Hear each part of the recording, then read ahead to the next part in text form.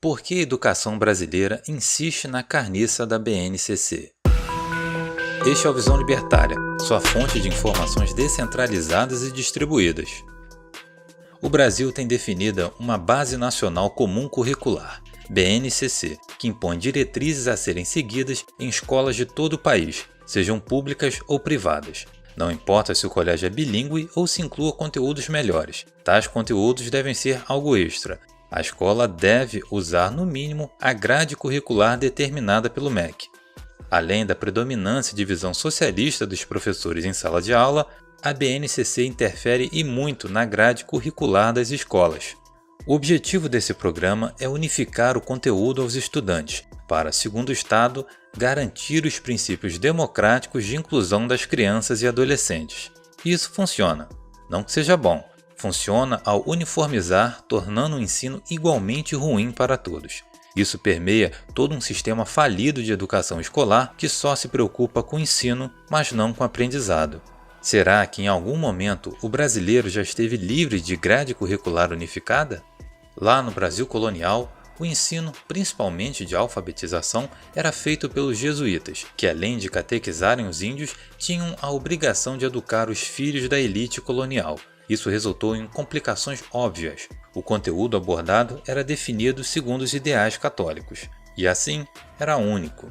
Procurava moldar os alunos nos interesses jesuíticos, mas o que eles transmitiam não se baseava em um currículo de ensino propriamente dito, já que não havia legislação para uniformização no território todo. Mas por ser a única forma de ensino no Brasil da época, o conteúdo era único, assim como o planejamento escolar de hoje. A semelhança disso com a atualidade não é mera coincidência. O termo currículo escolar só voltou com força no século XX, com o surgimento das teorias tradicionais de currículo, com um ensino rigoroso e com o aluno apenas como ouvinte. Depois vieram as teorias críticas, trazendo no seu âmago o positivismo exacerbado que dominaram o Brasil. Isso serviu de inspiração para escolherem o socialista Paulo Freire como patrono da educação brasileira, que enalteceu até Che Guevara e mais se preocupava em formar militantes do que instruir pessoas para serem autônomas. Por isso, as teorias críticas estão presentes no projeto político-pedagógico da grande parte das escolas brasileiras. Quem quiser saber um pouco mais sobre isso, veja o vídeo Paulo Freire, o Trivium e o papel do docente na sociedade, aqui no Visão Libertária. Com isso, o século XX foi nebuloso para a educação brasileira e ficou marcado por tentar obrigar todas as crianças a serem alfabetizadas e doutrinadas com o mesmo conteúdo e desinformação histórica. Após consolidarem tudo sob as teorias críticas, passaram a organizar um currículo nacional. Em 1996, na Lei de Diretrizes e Bases da Educação Nacional, no artigo 26, aparecem referências à intenção de criar uma base nacional comum, designada pelos órgãos educacionais de cada região. Aí, finalmente, em 2014, a BNCC foi redigida e passou por um longo processo burocrático de alterações, chegando à versão final em dezembro de 2017. Desde o início da organização do Brasil, há indícios de unificar o conteúdo para a educação escolar. Mas isso não seria bom e bastaria haver um conteúdo melhor? Não. É ruim. Mas por quê? Bom, há uma história que ajuda a entender isso. Ela é comum entre discentes e docentes na área de educação superior e é perfeita para explicar por que um currículo único é horrível. O texto se chama Currículo dos Urubus, escrito por Rubens Alves no livro Histórias de quem gosta de ensinar. O autor é classificado como um dos maiores pedagogos do Brasil, próximo provavelmente do Paulo Freire. Só por isso já podemos imaginar o tamanho do grau de visão socialista nessas obras. Apesar disso, de ser fruto do pensamento de um socialista, por mais contraintuitivo que possa nos parecer, é bom ressaltar que Currículo dos Urubus pode ser visto como uma defesa da liberdade para o conteúdo curricular em escolas. Antes de começar, o autor já destaca que as escolas só existem para que os alunos recebam um comprovante de que se tornaram bonecos de pau. E ainda argumenta que a maior prova de inteligência se encontra na recusa em aprender. Guarde essa frase. Na historinha, há o Rei Leão, que resolveu: ninguém deveria morrer na ignorância. Por isso, ele convocou os urubus para serem responsáveis por organizar a educação de todo o reino. e então eles, seguindo suas preferências, pela sua ótica subjetiva, definiram os parâmetros à educação para toda e qualquer ave. 1. O andar dos urubus é o mais elegante. 2. O canto dos urubus era o mais bonito. 3. A cor dos urubus era a mais tranquilizante. Ou seja, o que for bom para os urubus será bom para todos. Quando as aulas para as aves, todas, não só os urubus, começaram, é óbvio que apareceram os problemas. Nas aulas sobre o bom cheiro e gosto da carniça, as aves vomitavam às escondidas dos professores. E nas aulas de como andar com classe, as aves imitavam o gingado, mas ao sair da escola voltavam ao modo natural, como tinham aprendido com seus pais. Não parece com o nosso sistema escolar? Para libertários e para grande parte das pessoas sãs, conscientes de que todos devemos ser livres de imposições, nos enxergamos como as aves sob o Rei Leão. Sentimos vontade de vomitar, às vezes de forma escondida, às vezes durante debates e ao descobrirmos as besteiras e até falsidades ditas em sala de aula. Às vezes, para não ser mal classificado em um exame vestibular, aceitamos escrever na prova de redação e em respostas dissertativas com algum teor da visão socialista, só para nos enquadrarmos no juízo de valor que os avaliadores fazem. Mas quando voltamos a conviver fora desse ambiente doutrinário, nós tiramos as máscaras de virtudes que os coletivistas gostam e voltamos a nos comportar individualmente. Isso só acontece devido a um fato óbvio. A BNCC foi desenvolvida por gente que tem intenção de centralizar, de uniformizar. Em todo e qualquer grupo predomina uma visão de mundo e o que ele produzir será segundo esse viés, para um lado ou para o outro, mas será segundo os valores do grupo. Mesmo que os urubus que fizeram a BNCC sejam inteligentes, elegantes, esclarecidos, estudados, que aparentem preocupação com a inclusão social e com o bem e o alegado interesse coletivo, que tenham pós-graduações em áreas ditas sagradas por eles, que apenas servem para retroalimentar o discurso acadêmico, o BNCC visa moldar o aluno conforme os parâmetros estipulados por eles, que não respeitam as características individuais, por mais abrangente que a grade curricular possa ser. Um caso recente é o de Elisa Flemmer.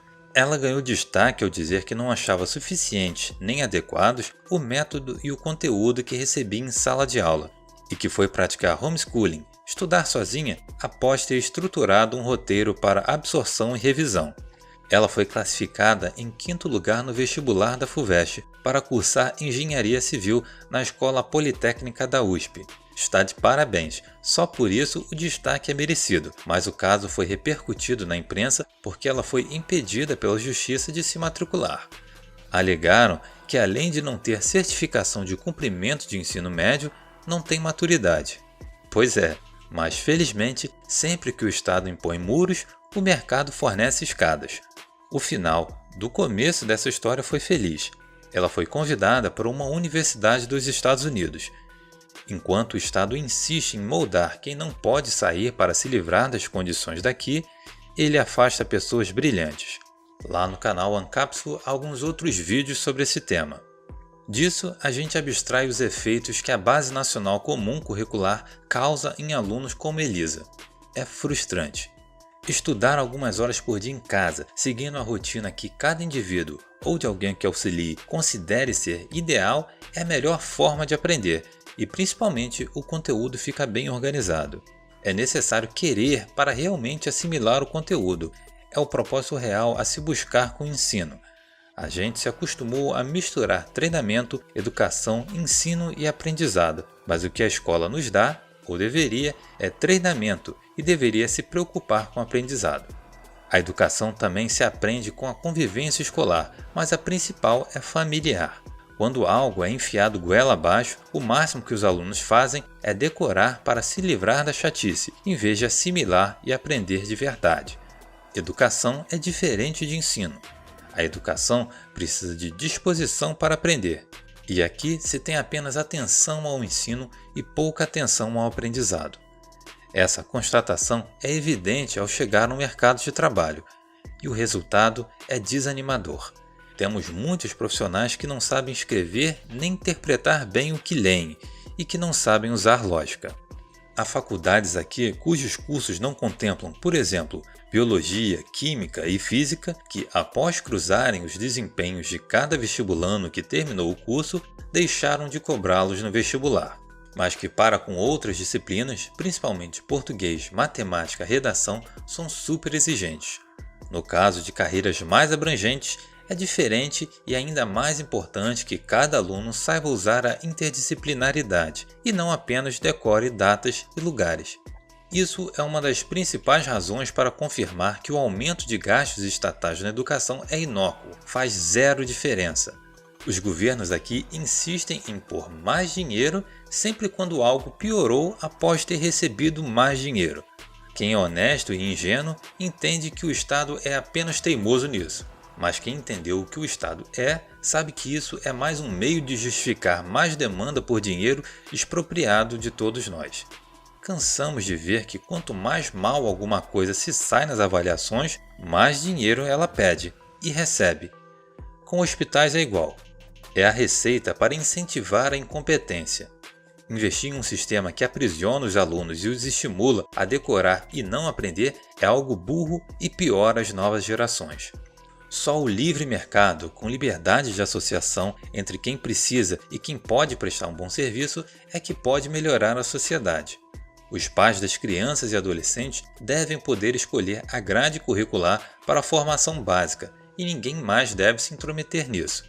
Conteúdo essencial é igual serviço essencial, apenas cada um sabe o que é melhor para si e aos seus entes tutelados. Mesmo que a BNCC seja feita por pessoas inteligentes, não implica necessariamente servir bem a todos ou que vá ser boa. Coletivismo nunca é bom. A BNCC é o currículo dos urubus, que aprisiona os alunos a um sistema defasado, que funciona analogamente à ideia de que todos usariam o mesmo número de calçado. Por isso, nesse sistema de educação estatal, a maior prova de inteligência se encontra na recusa em aprender. Lembrou da frase da historinha dos urubus?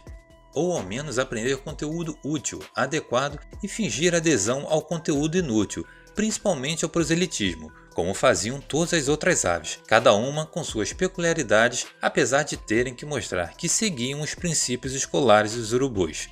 Na educação de verdade, que realmente se preocupa com o aprendizado e com coisas úteis para atividades profissionais que prezam a meritocracia, a maior inteligência é querer selecionar o que precisa aprender.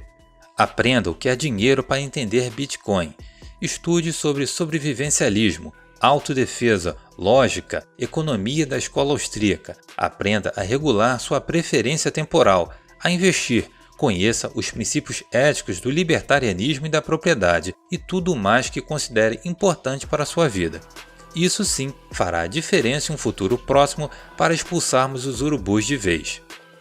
Obrigado por sua audiência. Esse artigo foi sugerido e escrito por Leandro Brito, revisado por Stanley Calderelli e narrado por Luiz Edilé. Se você gostou desse vídeo, clique no ícone de curtir abaixo e compartilhe o vídeo em sua rede social.